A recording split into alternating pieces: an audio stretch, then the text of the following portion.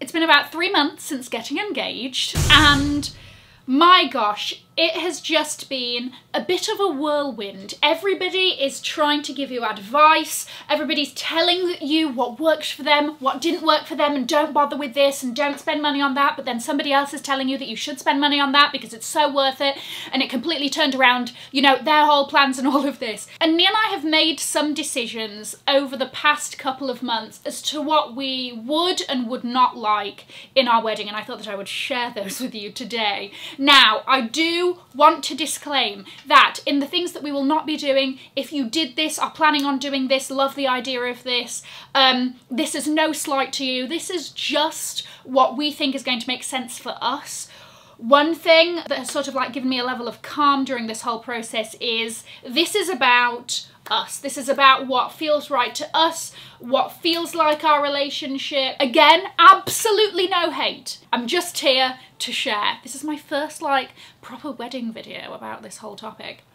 Oh my gosh. Okay, well, let's see how this goes. I'm excited to just, you know, take you along on this very interesting journey. We will be getting a wedding planner. Listen, I am a wreck when planning a 5-day holiday, let alone the greatest day of my life, okay? And there is absolutely no way this is going to be on my or like my mum's hands. Zero, none of it. It will consume my life. I will not get any work done because I know the way my brain works, and it would just be like, okay, switch off, wedding, boom.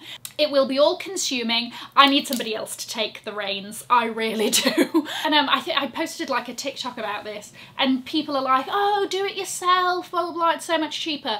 Yes, however, I just don't want to. I think that's the long and short of it. I have absolutely no interest in doing this end to end. I also have no idea what I'm on about. The other thing is that like the way my mind doesn't work for events. For example, fashion-wise, like I know what I'm doing. With regards to the wedding, I would say I'm 95% decided on the majority of aspects fashion-wise for the wedding, right?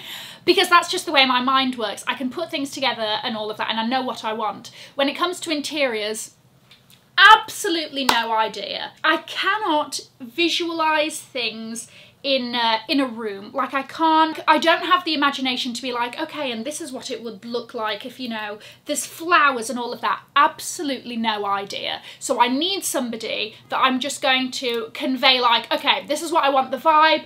I kind of like something like this and a bit of that and a bit of that, but not that bit of that, but the rest of that, and just take that, put it together and be like, okay, no, I know exactly what you mean. Hence, definitely need a planner. We have decided on a planner. I ended up contacting 5, 2 of which emailed me back, and purely from the tone, I was like, it's no from me. I don't think we're gonna work well together. One was just like very out of my league, I think is the long and short of it. It's been interesting to sort of like go into these conversations and figure out the type of person that you work well with. For example, one planning company I was talking to, they were like, you know, most planners for this stage of the process, they give you, you know, like a 2-page mood board. Ours is 16, and I was like, absolutely not. Whereas that's so gonna work for people who like, I need to know every single skerrick of this sort of thing. So I just needed somebody who was like a lot calmer than I am. I was like, we can't have 2 type A personalities going into this. You need to be calm. You need to be like, I've got you. I understand, and I shall deliver. Guys, if you are new here, my name is Cassie and I'm a self-diagnosed luxury addict. I'm also a 2024 bride, so she's trying to do a little bit of wedding content here or there. So if you like luxury fashion, then you can love it. Here's head on there, subscribe to the bell, become a member of our luxury addicted family. When are we going to rehab? Never. One thing that we won't be doing is we're going to recommend that people do not bring their children. Now, I know that this is quite a controversial one. Let me preface, let me give some context. So all of the weddings that I have been to thus far, which are all like my friends, they have all had no kids policies. I don't have friends that have, I think I have 2 friends that have children. I have one friend who has a child, right? And I know that she won't be interested in bringing her child. We also don't have kids in the family, so like the whole flower girl, page boy thing, we're not doing any of that. Also, the place that the wedding will be is not exactly necessarily kid-friendly. And on top of that, if you know me, you know I like hip-hop music. There shall not be any clean lyrics at this wedding. So once again, I think it's best for everybody involved if there are no tiny ears. However, what there will be is a costume change. If you sat here and thought Cassie's gonna have one dress for the wedding, you're hugely mistaken. Of course I'm going to take advantage of a costume change. Why not? This is, you know, allegedly greatest day of my life, blah, blah, blah, day I'm going to feel like a princess, all of that. Costume change, yes, please. So there will definitely be a wedding wardrobe involved, and I'm very excited about it. And I will definitely be documenting the dress process and trying on things and all of that, because I'm never going to be, well, one would hope, I'm not going to be in this situation again.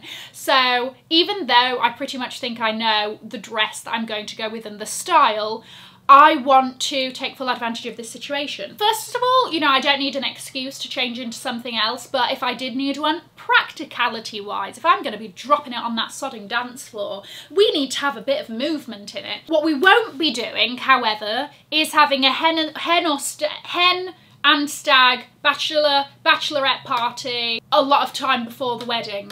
We are pretty much hoping on doing hen and stag bachelorette, depending on where you are in the world, the same wedding weekend, okay? Again, it makes sense because people will be coming from overseas to the wedding. Let's just get it all done with. I think it's going to kick off the vibes, you know? On top of that, there will be a day breather, most likely.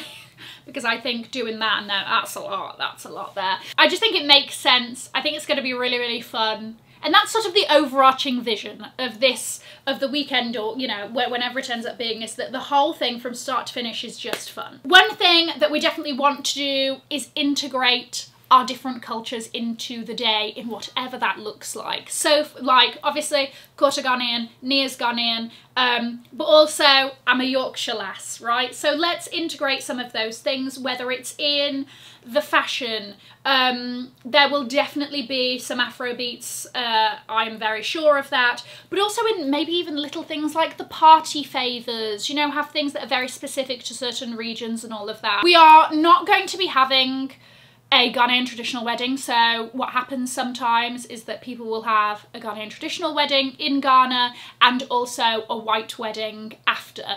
We're not doing the traditional, so I think it will be nice to have aspects of that in our day, in whatever that sort of looks like. Nia's the most laid back person for all of this. He only wants to really be involved in one part, and that's the cake. Honestly, if he could just do the cake tasting and turn up on the day, I think brilliant. He'd be over the moon with that.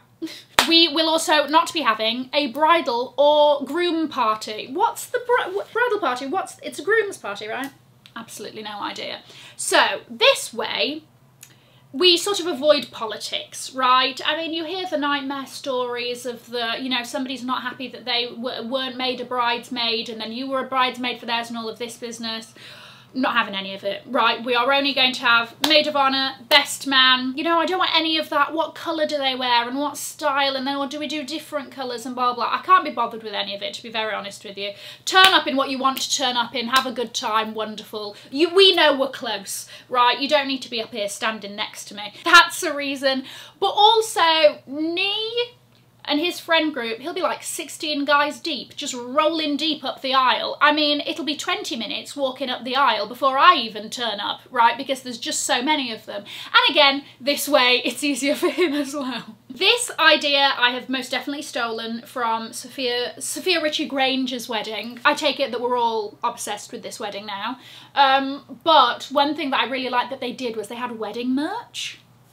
And I think that's fun. So this is not like the party favours that are on the tables, but they had a wedding monogram. Love that idea. And then they had, I think, like a tote bag, water bottle, other little sort of like, yeah, like wedding merch. But I like the fact that it didn't say like so-and-so and so-and-so's wedding 2K23, you know? Because if it's a monogram, it's almost like, it doesn't feel weird using it after. But I like that. I think it's fun. And I love a bit of merch, why not? One thing that I don't want, and I'm still trying to figure out how I want to do this, is there will not be paper invites in the traditional sense. So, as much as I love that, yes, unfolding a beautiful paper invite. I've always wanted to do something a bit different. I want to have the invitation on something that can be of use, because I think we all know that those invites go into the bin. I'm still thinking about how I bring this to life.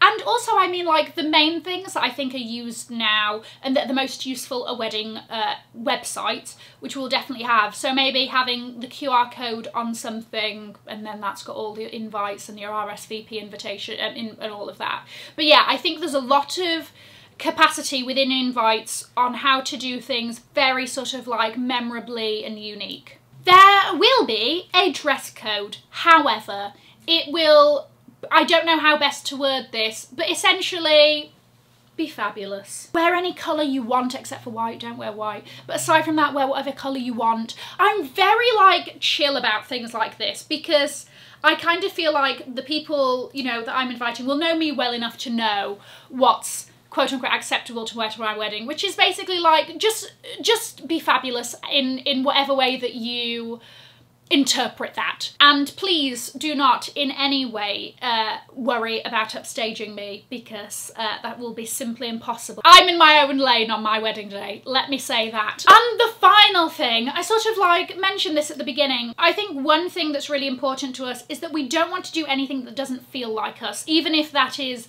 you know, breaking some wedding rule or tradition or whatever. I think the main thing for the two of us is that it feels like us. Every aspect of it is the way that we want and makes us feel comfortable as a couple, and we're not really going to be thinking too much about what's right or wrong in this situation. And I think when it comes to weddings, everybody has their own view of what they think is a right way to do it and a wrong way to do it, and I think that just trying to stay as true as possible to us and what we want and not being swayed by anybody is going to be a bigger task than it sounds, but it's something that's very important to us. I'm excited for you to be on this journey with me. I'm just excited to share about it because it's very like new to me, and I just need to I need to share what I'm going through. I'm going to leave a link to another video over here in case you haven't already seen it. Have an amazing morning, afternoon or evening wherever you are, and in the words of my father, if you've enjoyed it, tell your friends. If you haven't, keep your mouth shut. I'll see you in my next one. Mwah. Bye guys.